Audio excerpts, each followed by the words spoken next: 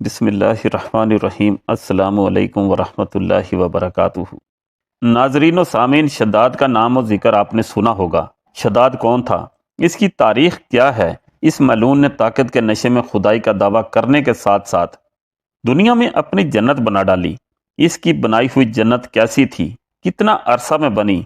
اور پھر اس کا انجام کیا ہوا؟ آئیں جانتے ہیں۔ اسلامی روشنی چینل کو ضرور سبسکرائب کر لیں۔ ارم ذات العماد، ارم ستونوں والا شہر، قدیم عرب قوم عاد کے مرکزی شہر کا نام تھا۔ پہلے اس قوم کے تذکرے کو کہانی سمجھا جاتا تھا، مگر اسی صدی میں اس شہر کے آثار برآمد ہوئے ہیں جو الربع الخالی کے اس حصے میں ہیں جو آج کل عمان میں شامل ہے۔ اس کے آثار 1984 میں خلائی شٹل چیلنجر کی مدد سے دریافت کیے گئے۔ یہ شہر 3000 سال قبل مسیح سے لے کر پہلی صدی عیسوی تک اونٹوں کے اس کاروانی راستے پر آباد تھا جہاں سے ہند، عرب اور یورپ تک تجارت کی جاتی تھی، اور یہ اپنے زمانے کا ایک تجارتی مرکز تھا۔ روایت ہے کہ یہ شہر ایک عظیم طوفان سے تباہ ہوا۔ اسے 1000 ستونوں کا شہر کہا جاتا تھا۔ اس کے ستون بہت اونچے تھے۔ یہ شہر طوفان نوح کے کافی بعد بسا اور زبردست ترقی کر گیا۔ جس وقت لوگ طوفان نوح کو بھول کر دوبارہ شرک اور بت پرستی کی طرف راغب ہو گئے تھے، تب اللہ کریم نے اس قوم پر حضرت ہود علیہ السلام کو نبی بنا کر بھیجا گیا، جو ان کو دین حق کی تبلیغ کرتے رہے۔ جب اس قوم نے شرک اور بت پرستی ترک نہ کی تو اللہ نے عذاب نازل کر کے اسے تباہ و برباد کر دیا۔ شداد بن عاد کا ذکر مورخین نے حضرت ہود علیہ السلام کے ساتھ کیا ہے، چونکہ وہ بھی قوم عاد سے تھا اور قوم عاد ہی کی طرف حضرت ہود علیہ السلام کو بھیجا گیا تھا۔ شداد ایک سرکش آدمی تھا جس کا نسب یہ ہے: شداد بن عاد بن اوس بن ارم بن سام بن نوح۔ دادا کی نسبت سے ان کو عاد ارم بھی کہا جاتا ہے۔ اپنے شہر کا نام بھی انہوں نے اپنے دادا کے نام پر رکھا تھا۔ ان کا وطن عدن سے متصل تھا۔ احقاف میں بسنے والی اس قوم نے بہت ترقی کی۔ اللہ تعالیٰ نے اس قوم کو غیر معمولی قد و قامت اور قوت عطا فرمائی تھی۔ ان میں ہر شخص کا قد کم از کم 12 گز کا ہوتا تھا۔ طاقت کا یہ حال تھا کہ بڑے سے بڑا پتھر جس کو کئی آدمی مل کر بھی نہ اٹھا سکیں، ان کا ایک آدمی ایک ہاتھ سے اٹھا کر پھینک دیتا تھا۔ یہ لوگ طاقت و قوت کے بل بوتے پر پورے یمن پر قابض ہو گئے۔ عاد کے 2 بیٹے شداد اور شدید تھے۔ شدید بڑا تھا، دوسرے کا نام شداد تھا، جو اس کے بعد تخت نشین ہوا۔ یہ دونوں بہت جاہ و جلال والے تھے۔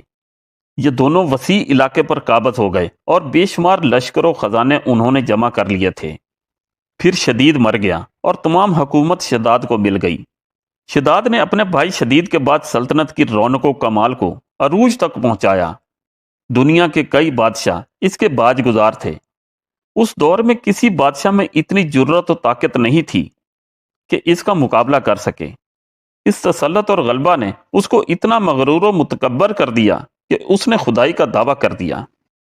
اس وقت کے علماء اور صالح لوگوں نے، جو سابقہ انبیاء کے علوم کے وارث تھے، اسے سمجھایا اور اللہ کے عذاب سے ڈرایا تو وہ کہنے لگا: جو حکومت و دولت اور عزت اس کو اب حاصل ہے، اس سے زیادہ اللہ تعالیٰ کی عبادت کرنے سے کیا حاصل ہوگی؟ جو کوئی کسی کی خدمت و اطاعت کرتا ہے، یا تو وہ عزت و منصب کی ترقی کے لیے کرتا ہے یا دولت کے لیے کرتا ہے۔ مجھے تو یہ سب کچھ حاصل ہے، مجھے کیا ضرورت ہے کہ میں کسی کی عبادت کروں؟ حضرت ہود علیہ السلام نے بھی اسے سمجھانے کی کوشش کی، لیکن بے سود۔ سمجھانے والوں نے اسے یہ بھی کہا کہ یہ حکومت و دولت ایک فانی چیز ہے، جبکہ اللہ کی اطاعت میں آخروی نجات اور جنت کا حصول ہے، جو دنیا کی ہر دولت سے بہتر اور زیادہ قیمتی ہے۔ اس نے پوچھا: یہ جنت کیسی ہوتی ہے؟ اس کی تعریف اور خوبی بتاؤ۔ نصیحت کرنے والوں نے جنت کی وہ صفات جو انبیاء کرام کی تعلیمات کے ذریعے ان کو معلوم ہوئی تھی اس کے سامنے بیان کی، تو اس نے کہا: مجھے اس جنت کی ضرورت نہیں، ایسی جنت تو میں خود دنیا میں بنا سکتا ہوں۔ چنانچہ اس نے اپنے افسروں میں سے 100 معتبر افراد کو بلایا، ہر ایک کو 1000 آدمیوں پر مقرر کیا، اور تعمیر کے سلسلے میں ان سب کو اپنا نقطہ نظر اور پسند سمجھا دی۔ اس کے بعد پوری دنیا میں اس کام کے ماہرین کو عدن بھجوانے کا حکم دیا۔ علاوہ ازیں اپنی قلم رو میں سب حکمرانوں کو یہ حکم دیا کہ سونے چاندی کی کانوں سے اینٹیں بنوا کر بھیجیں اور کوہ عدن کے متصل ایک مربع شہر جنت جو 10 کوس چوڑا اور 10 کوس لمبا ہو بنانے کا حکم دیا۔ اس کی بنیادیں اتنی گہری کھدوائیں کہ پانی کے قریب پہنچا دیں، پھر ان بنیادوں کو سنگ سلیمانی سے بھروا دیا۔ جب بنیادیں بھر کر زمین کے برابر ہو گئیں تو ان پر سونے چاندی کی اینٹوں کی دیواریں چنی گئیں۔ ان دیواروں کی بلندی اس زمانے کے گز کے حساب سے 100 گز مقرر کی گئی۔ جب سورج نکلتا تو اس کی چمک سے دیواروں پر نگاہ نہیں ٹھہرتی تھی۔ یوں شہر کی 4 دیواری بنائی گئی۔ اس کے بعد 4 دیواری کے اندر 1000 محل تعمیر کیے گئے۔ ہر محل 1000 ستونوں والا تھا اور ہر ستون جواہرات سے جڑاؤ کیا ہوا تھا۔ پھر شہر کے درمیان میں ایک نہر بنائی گئی اور ہر محل میں اس نہر سے چھوٹی چھوٹی نہریں لے جائی گئیں۔ ہر محل میں حوض اور فوارے بنائے گئے۔ ان نہروں کی دیواریں اور فرش یاقوت، زمرد، مرجان اور نیلم سے سجا دیے گئے۔ نہروں کے کناروں پر ایسے مصنوعی درخت بنائے گئے جن کی جڑیں سونے کی، شاخیں اور پتے زمرد کے تھے۔ ان کے پھل موتیوں، یاقوت اور دوسرے جواہرات کے بنوا کر ان پر ٹانک دیے گئے۔ شہر کی دکانوں اور دیواروں کو مشک و زعفران اور عنبر و گلاب سے مہکا دیا۔